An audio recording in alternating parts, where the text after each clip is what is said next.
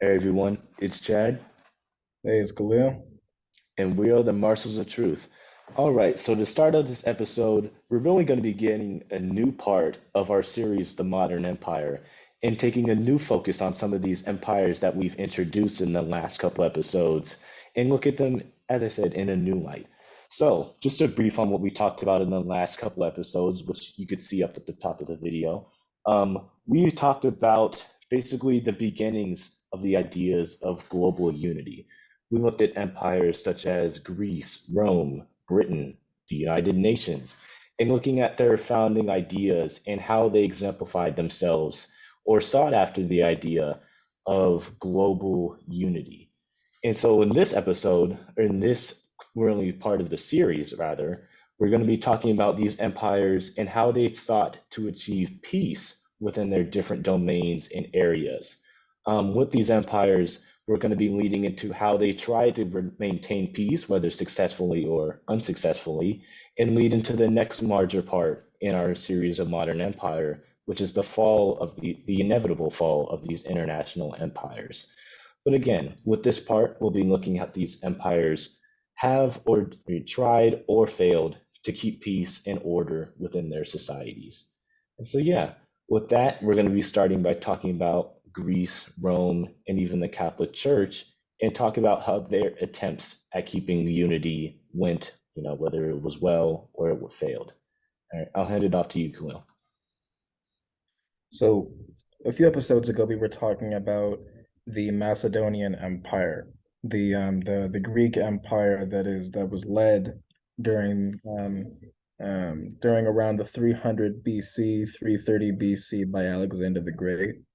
And we talked about, like we did with the past few episodes, with we can connect these lands and with I'm forgetting the names, but I'll have to rename them to make it more clear. But we were talking about global unity, as Chad mentioned, and this time we are looking at the Macedonian Empire, Alexander the Great's model, um, through a different lens.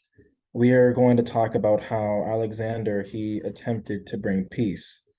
But last time we talked about how he attempted to unite people, which can be seen as a way of trying to create peace, because if people see that they have more in common, they're probably less likely to fight each other or to engage in conflict. Now, one thing though about Alexander the Great's empire, which was a really big wrench within that idea of keeping peace is that it's you have to look at it more through potential rather than what actually happened because he he crushed a lot of rebellions in the time that he was alive.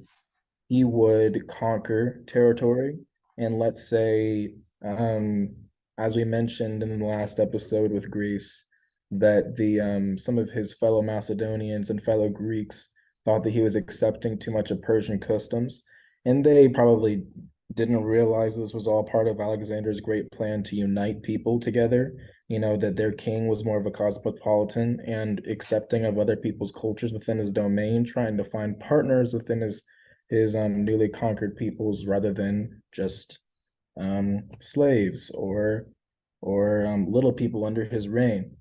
Um, it's just like he would fight against his own people for trying to revolt against him and trying to assassinate him, lead against some coup, whatever. He would often even fight against rebellions in modern day Afghanistan and Bactria and Sogdia, as they were called at the time, um, because they were being mobilized by Persian remnants and saw and were told by the Persians that the Alexander and his Macedonians were going to bring hell to them, bring hell on earth.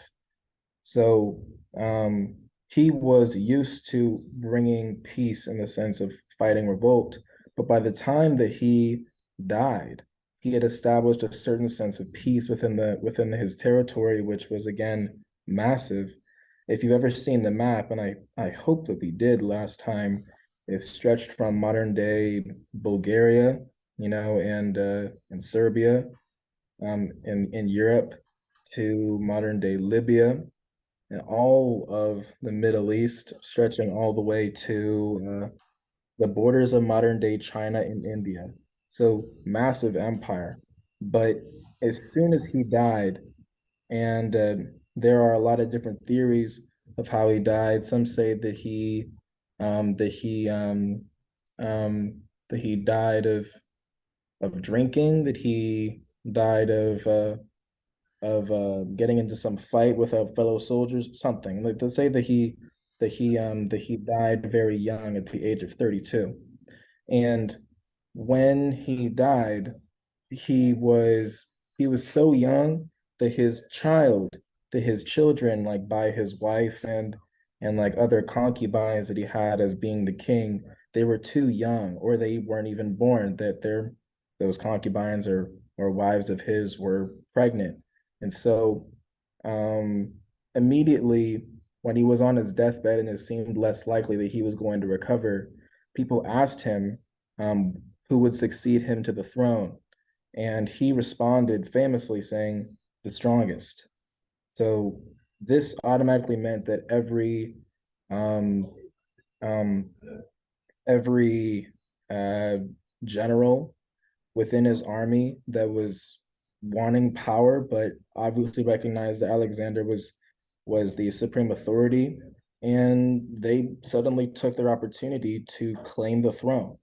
And this was very surprising for a lot of these generals because while Alexander was reckless and it seemed at times that he would die in battle, he was also a very young guy and he won every single battle that he ever fought. And so it was very unlikely to ever consider the idea that anyone would succeed him in so soon.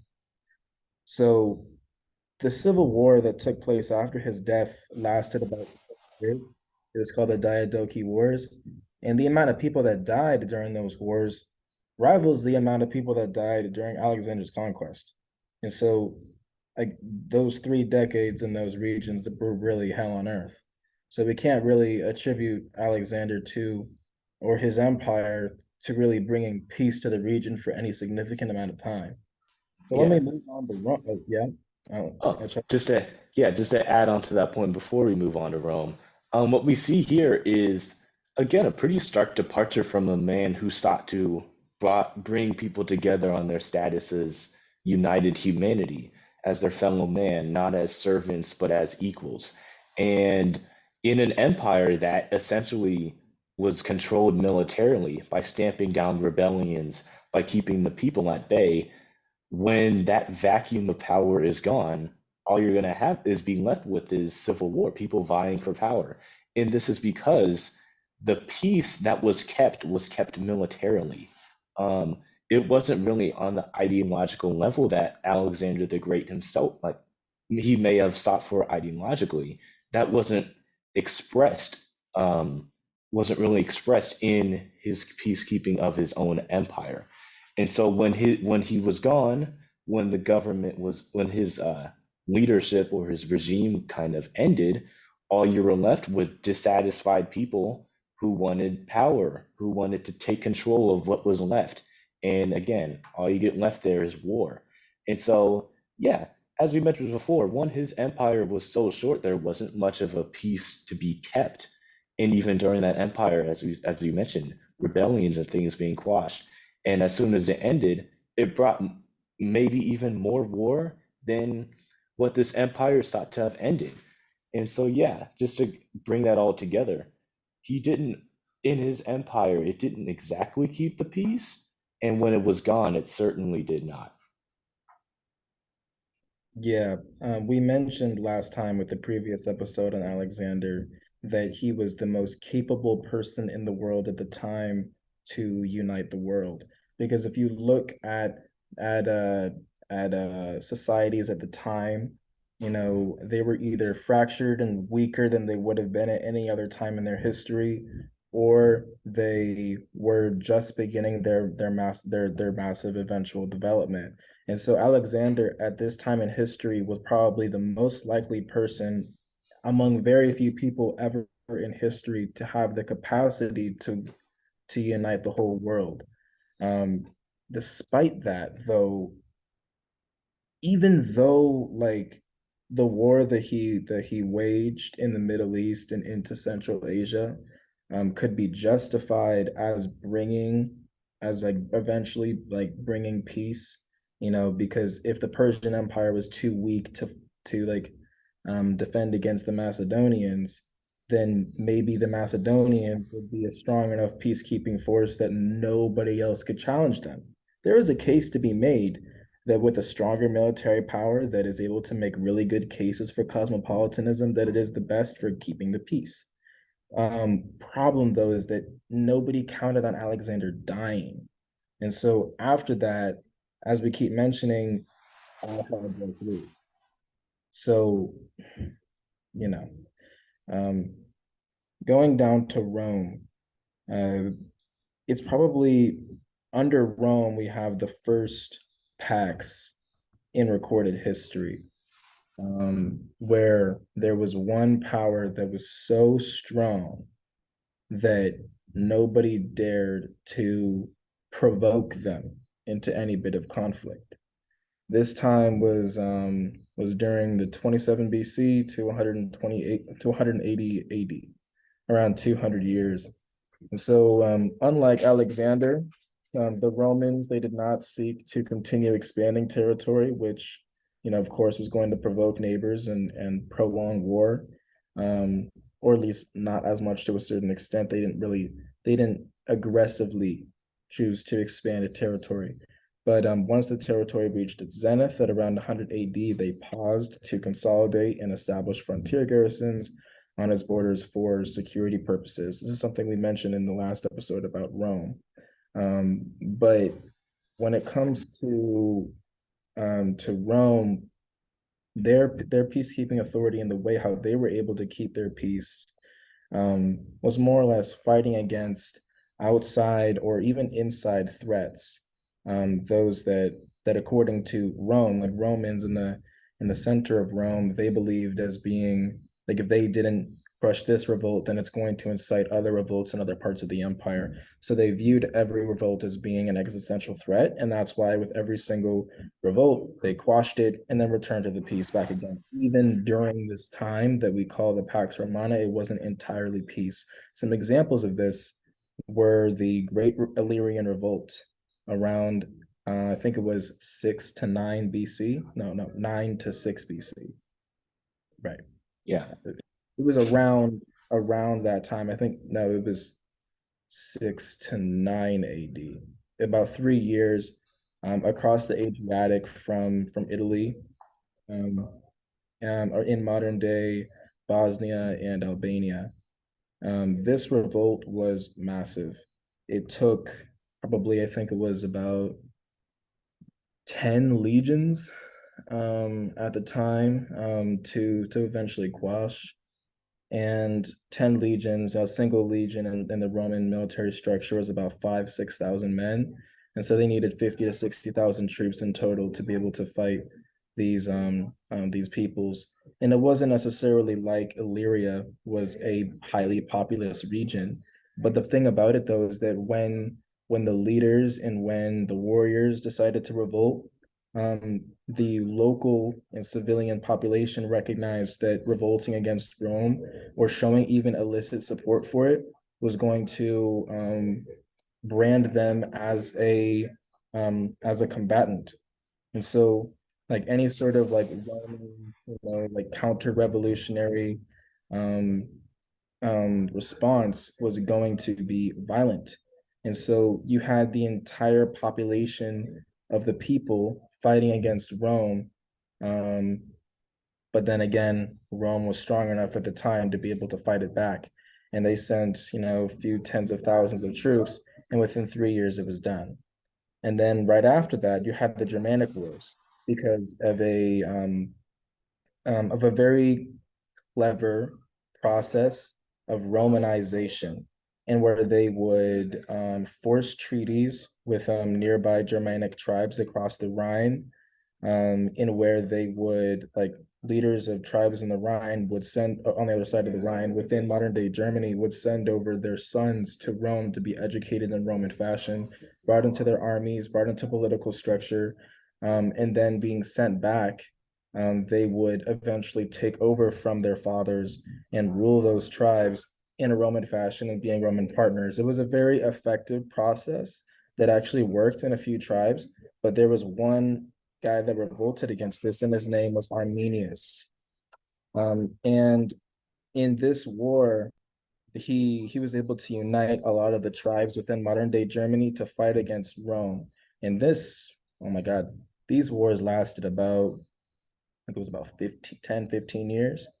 You know, he, I don't, I don't remember in the story him ever being captured by the Romans, but Rome never tried to move against the Rhine again after that.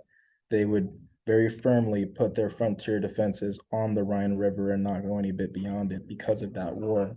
And then you had Boudicca's revolt in modern day Britain, in where they would and where the native people over there felt that they were being exploited by the Romans, and so they attacked Roman cities in modern day London, Londinium, and in response, um, the Romans oh my God, they went on a rampage. They went for like their biggest religious structures over there, burned them to the ground. They enslaved parts of the population. They wiped out the armies, killed their leaders, crucified them, and it was bad. Um, but after that, they were able to establish firm control over modern day Britain. And the only reason why the Romans lost control over Britain wasn't because of any popular revolt after that.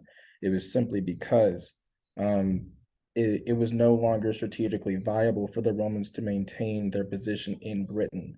So this was the last time that there would ever be a revolt in Britain. So again, you see another example of Rome being strong enough to maintain peace with their own counter-revolutionary action. And then you have the Great Jewish Revolt, which was after Boudicca's revolt. Again, this is in succession around 70 AD, popularized with the siege of Jerusalem, and the siege of Masada, and where the Romans, they saw that the Jewish people within modern day Israel, Palestine, Jordan, known as Judea at the time, were they weren't, according to the Romans, they weren't respecting their authority enough. They weren't worshiping Roman gods in the way that Roman law at the time required, because of the monotheistic nature of the Jewish religion. So um, the Romans, they chose to clamp down on this, and the Jewish people, they defended very strongly, because of the legacy of like anti-Semitism, which even then by that time was known as being very very strong in many places. And after that revolt, again, there was no major revolt against Roman authority after that. So Roman authority was very good when it came to like setting a precedent. If you revolted, we talked about this last time with the expansion of voting rights. Um, they they would give rights to people. They would give you voting rights. They would give you citizenship unless you revolted, because that is compromising the integrity of the state. And as you can see here, with these separate revolts, whether they be in modern day Bosnia and Albania, modern day Germany and Netherlands, modern day England, or modern day Israel and Palestine, if you revolt, Rome will come at you so hard that you never do it again. Yeah. And so what we have here is an actual empire which can keep its own peace, just very, very brutally. Um, all of these rebellions pop up and get clamped down, sometimes some longer than others, but they all get clamped down because Rome had the military support and the military unity throughout its empire that made it able to do so. You looked at Alexander, we had revolts and rebellions getting stamped down all the time. That by the time that the empire fell, everyone was still as so disgruntled that no order could be kept, and just allowing for more people to fill in the power vacuum. But with Rome, we had the military power to clamp down any sort of rebellion and to keep the peace, Um, and to allow the other citizens who are not, participating in these rebellions to live a life of, let's say, of good living standards, of internal civilizing projects, as we talked about in the last series. So we allow the citizens to live in relative peace because Rome was able to stamp down these rebellions because of the power that it had. With that, we'll lead into our next empire, and that is the Catholic Church, the one that always seems like an oddball when it comes to our discussions with empires, and that is because it is an ideological empire. It's one based on the Catholic religion that grew out of, again, a religion and gained political and military power, given was it Europe's already existing powerful, Christian beliefs. And so, again, as we talked about in the last couple of series, we had the Catholic Church form itself into an empire with power beyond simply just the church's points of views on how you should live your life. We had the Pope and the Catholic Church and the governments allied with them be able to send armies of thousands, hundreds of thousands of people in peoples into lands that they see as holy lands that need to be reconquered for the church. But with this empire, like all the empires we've talked about before, it struggled at some aspects to keep the peace. And overall, it did not succeed in keeping the peace, as throughout the quote unquote rule of the Catholic Church, a war continued to exist between rulers within Christendom, and rebels against the ideological authority of the Pope made their voices heard from, let's say, around the second millennium AD and onward. And so this is something key about the Catholic Church. Again, with it being an ideological empire, you're going to have ideological enemies. And those would be people such as people of the Muslim faith or other churches that sought to rival the church's power, which when you're an ideological empire is something different than simply just, they have a bigger military than us. When you fight on an ideological basis, it's holy war. And as we'll talk about through the examples of the wars and the rebellions and the succession crises in the Catholic Church, that these wars could be particularly brutal because the stakes are seen much more high than in an empire that's kept upon, the ideas of laws or governments or just military power. What's at stake is your eternal life or damnation into hell. And so you'll have fights and claims to authority that have much higher stakes, at least on face value, than in the times of, say, potentially Rome or Greece. Oh, definitely. When it comes to ideological empires and religious wars, and we'll get into this with our with the other section, a modern empire, which is the fall of international order. But in general, the problem with it is it's kind of what makes it good, makes it bad, is that you can create your own authority by conquering the minds of the people. But the more that you consolidate that power, the more you will have rebels. And the only way that you can maintain the integrity of your ideological empire is by conquering the minds of the very people that are ideologically opposed to you. And they might have very good reasons for doing it, but you can't allow them to voice that, or else the people that what they believe might spread into what everyone else believes, which will undermine your authority as being an ideological empire. So you have to conquer the minds of the people, which, you know, like which is actually a really hard thing to do, because if you have a rebel that may have a really good reason for revolting against you using logic and reason rather than faith, to drive their life, um, then you have to somehow convince them that you are right. It's not good enough to just kill them, because then that turns them to a martyr. You have to somehow convince them that you are right, and that's why ideological empires can be a little fragile. So that's something that we're going to get into later. But with and Chad, do you have anything to mark up on that? No, that's about it. We will make sure we keep the rest of the conversation in that next part. We don't want to give you all the details. There wouldn't be any fun in that. But yeah. Of course. So thing about the Catholic Empire, and Chad already mentioned it, but it just simply didn't succeed in keeping the peace, because there's a reason why the Middle Ages is known as being a very violent time.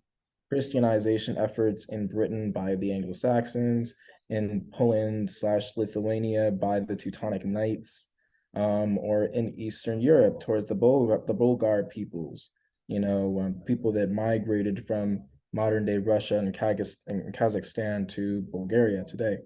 Um, those peoples, they were subject to Christianization efforts by the Eastern Roman Empire.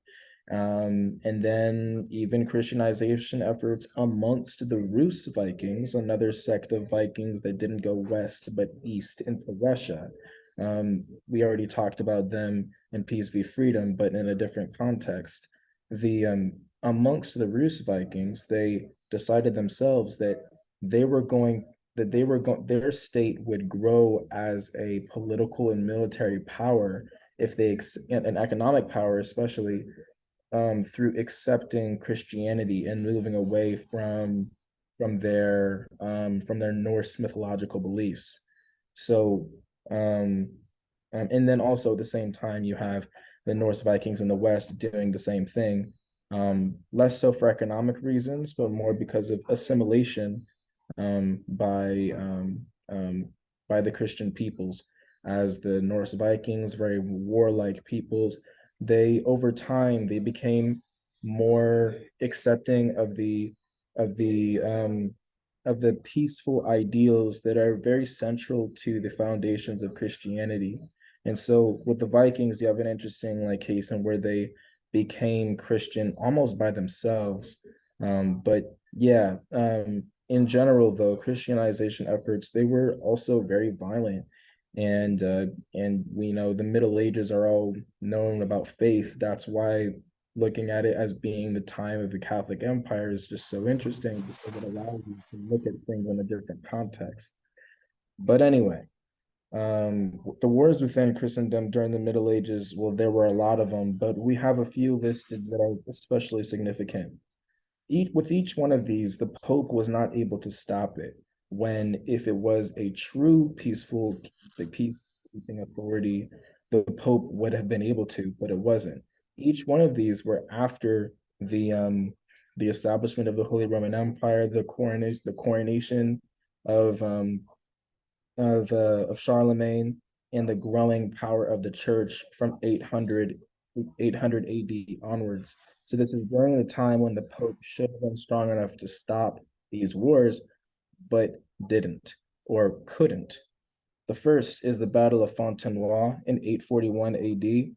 This was a succession crisis of Charlemagne's Carolingian Empire. After Charlemagne's death, his son took over. I think his name was Pepin the Short. Might be I might be getting the name wrong, but his son took over from the empire. And when his son died, he had multiple different sons, and they fought between each other in a bit of a civil war, because again, it was a succession crisis. No one knew who would succeed the king or the emperor in this case. And so, in this massive empire spanning from northern Spain to Brittany in modern day France, to Denmark in the north and central Italy in the south, to modern day Hungary in the east, a huge empire that took up most of Christendom at the time. This battle ended with a compromise between all of these grandsons of Charlemagne, which split the empire. And so this created the foundation for the cultural and geographic separation between the modern day countries of France and Germany.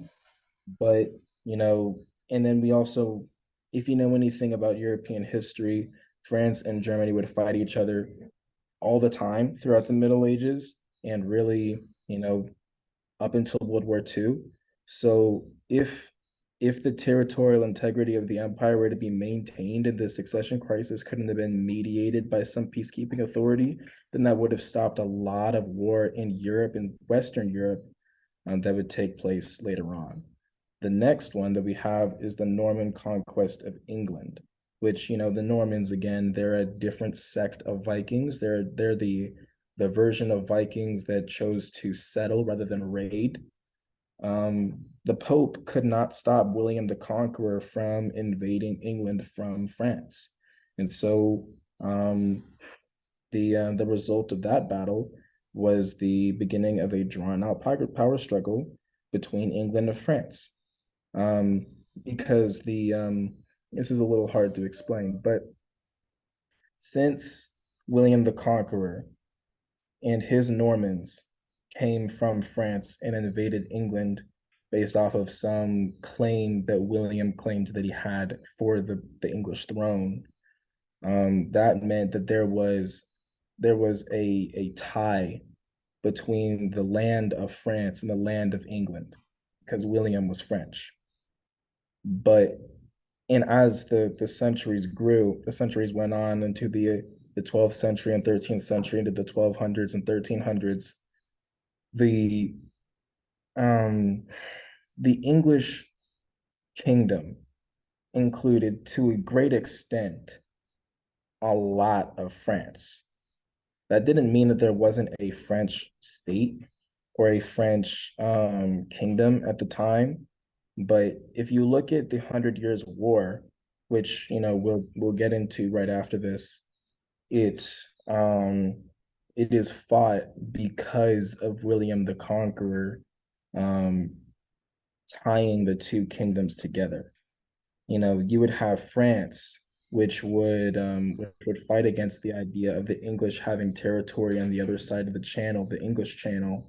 And the Hundred Years' War was just like entirely based off of France pushing England out of modern day France, which used to be part of the English kingdom. So it's complicated, but basically it's not like people in the year 1066 could see the Hundred Years' War coming because it was like 300 years in the future to people at that time.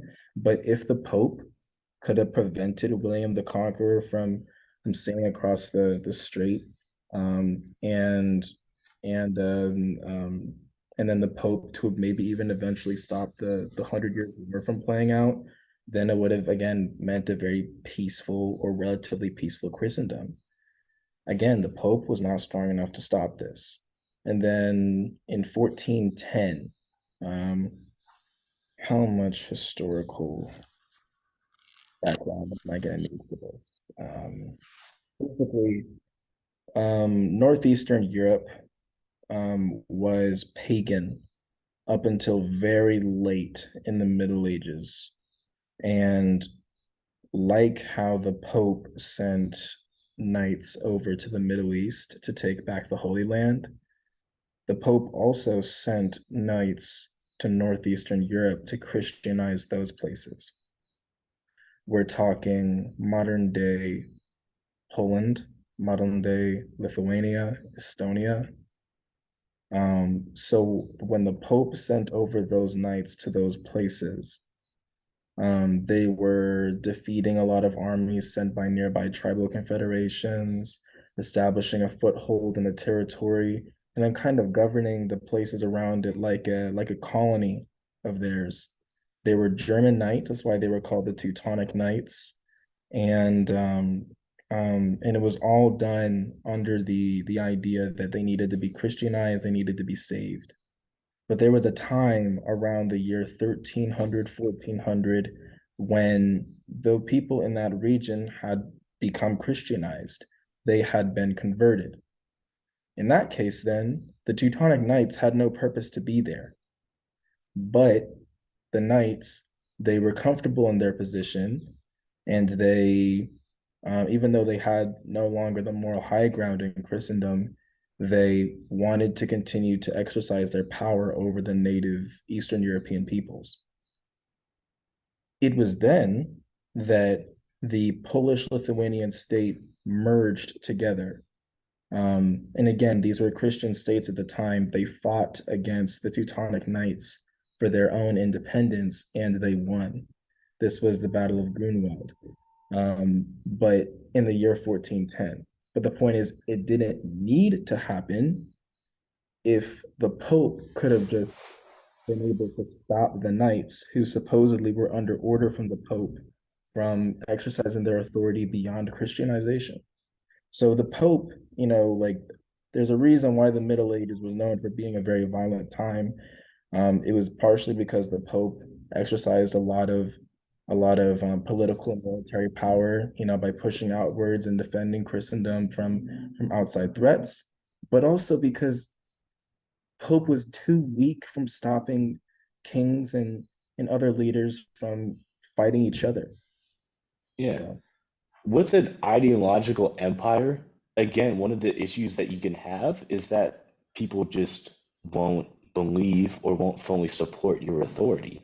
With faith, it comes with you have to have, a complete belief in, whether it be the God or the person who is appointed by God to rule over or judge humanity. That is the Pope.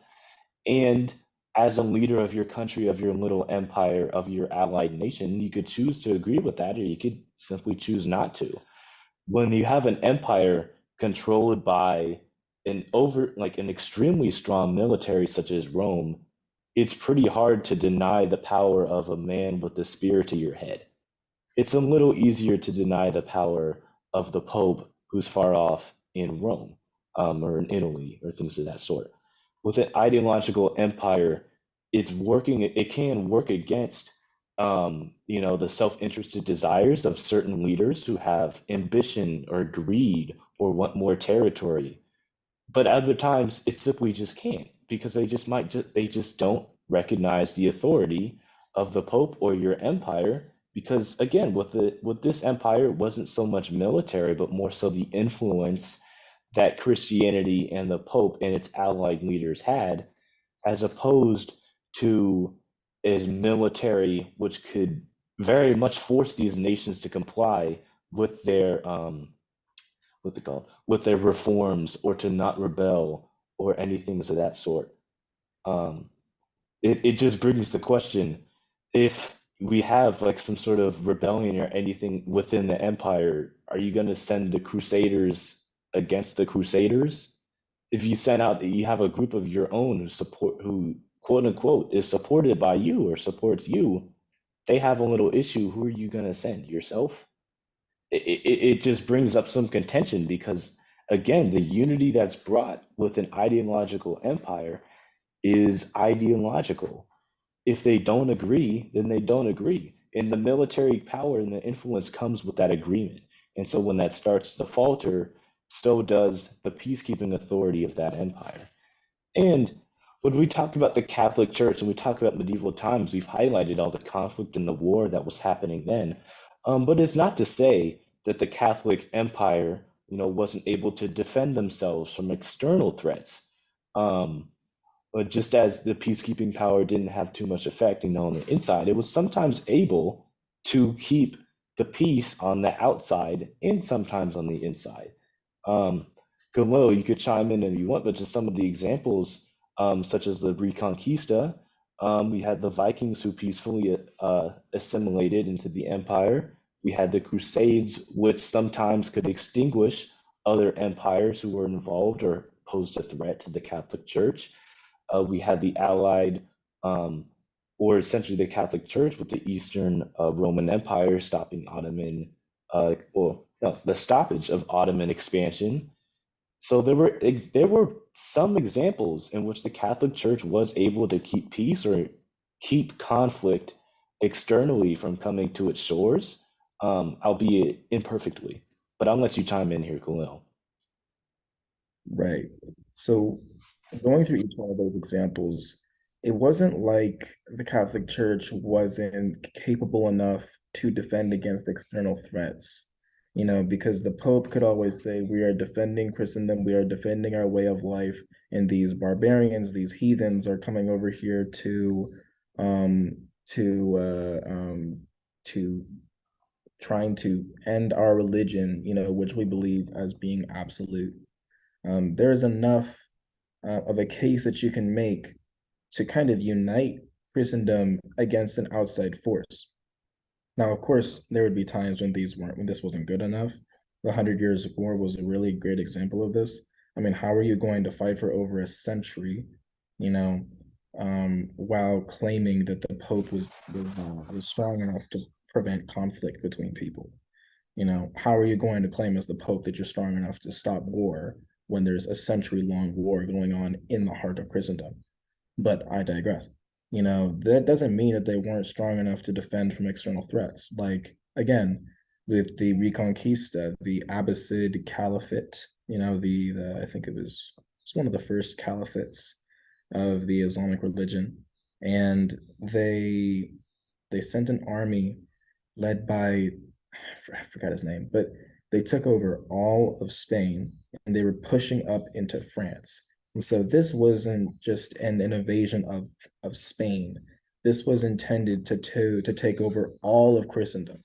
And this was around the year 700. So this was before the Pope really consolidated his full ideological control over Europe, or over Christendom. So um, when the Muslim armies were continuing to expand originally out of Arabia and then into the Middle East and into North Africa, the Eastern Roman Empire just kind of they gave up in well, they didn't really give up, they gave a good fight, but it was something recognized and where it's like we gave it a good fight, um but it's not like we can stop them.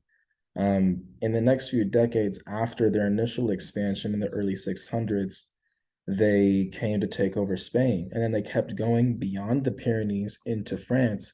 And they intended to take over, again, as I said, all of Christendom. And it was only until the Frankish king Charles Martel in 732 in the Battle of Tours pushed back the Muslim advances down to the Spanish border, which would start the 700 years plus long Reconquista. So it kind of, as I mentioned earlier, created a certain shape to Europe. That's part of the reason why some people, and these are very strange people, but some people they don't consider Spain as being part of Europe because of that legacy of being a Muslim country. Um, but but when it comes to an example of defending against external threats, the Reconquista was a really great example of that. And then with the Vikings, um, the most effective tool against the Vikings was again assimilation. It was somehow convincing in a myriad of ways that the Christian life was a peaceful life. And as a warmongering Viking that has only known war, an aging Viking that doesn't want to die for Odin or die for Loki or die for Frey or Thor, you know, they just want to live a peaceful life until their farm, with their family. They would move away from the Norse beliefs and the Norse religion into a Christian one. And that was very effective, as now Scandinavia is very Christian. They're secular, but the people there are Christian. And the people that were Vikings are now assimilated within the populations of much of Europe. So the greatest like fights of the Vikings by the Pope and by the Catholic Church was done in an assimilating fashion, and it worked very effectively. That's why the later Normans they were Christian. William the Conqueror was Christian. Robert Guiscard, who pushed the Eastern Romans out of Italy, were Christian, and they did so largely under order from the Pope. So and then the Kievan Rus, the Eastern European Vikings of modern day Ukraine, Belarus, and Russia, they adopted Christianity, as we mentioned earlier, because it was economically and politically viable. Um, But yeah, the Vikings, they were taken out because of assimilation. The Seljuks, they were the military force that threatened the Eastern Roman Empire and provoked the Crusades by that Pope Urban II called for in his Deus Vult speech in 1095. And it was the first crusade, which was launched around that time, around the year 1100, that that helped to kind of destroy the Seljuk state. Even though there was a civil war before the Crusades, it was the Crusades that kind of helped to destroy it completely, or almost completely, to a point when it was no longer really a threat to Christendom anymore. And then with Ottoman expansion as a final example. Now, the Ottomans, they kind of grew in power around the time that Europe became more secular, around the year 1500 and 1600. But the defense of places within the Eastern Mediterranean, whether they be islands like Rhodes or Cyprus or Malta, or they be like Greece or Serbia or modern day Romania or Hungary, were legendary. If you go to any one of those places and you talk about the fight against the Muslim Ottomans, you'll hear some very crazy stories of defiance, because it was led by religious fanaticism. These places, you know, like Hungary, Albania, Serbia, Wallachia, the fight that they gave the Ottomans was so strong that even once they were taken over, which took a very long time for the Ottomans to do, it took them centuries. Even once they did conquer them, they gave so much of a fight to them once they did conquer them that like they couldn't advance any further because of continuous revolt all the time. And so, as you can see, like and the Eastern European peoples, other than the exception of Wallachia, modern day Romania, and Hungary at the time, most of these places were actually Orthodox Christian, meaning that they adopted the sort of Eastern Roman fashion of Christianity after the Great Schism, because they used to be at that time part of the Eastern Roman Empire. But that didn't mean, though, that the Christian element, like the religious element of their fight against the Ottomans, wasn't recognized by all of Europe. That's why whenever a defeat was given to the Ottomans, all of Europe joined in with them in cheering them on, even though they might have been Protestant or Catholic or whatever type of denomination you might have been. The fight against the Ottomans was religious in nature, even if a lot of their fights as time went on wasn't necessarily guided by the Pope, because the Pope got so weak and Europe was getting more secular. So as we see with the Abbasids and the Reconquista, the Vikings with assimilation, the Seljuks with the Crusades, and the Ottoman expansion with, as what we just mentioned right there, the Catholic Empire, or the very least the religious foundation of Europe and Christendom, was strong enough to be able to defend itself from external threats, kind of creating the shape of Europe as it is. But within it, we already see the sort of wars that took place. So that's kind of it right now when it comes to the Catholic Empire. And Chad, you can help to round it out. Yeah, as you said, with the Catholic Empire, externally it could keep itself safe, but internally, not so much. And so, with that, as you said, we'll end out with the Catholic Empire, and then in our next episode, along this theme of how empires tried or did keep the peace, we're going to be looking at the British Empire. We'll look at concepts like we'll look at the French Revolution and the impact that it had on Europe.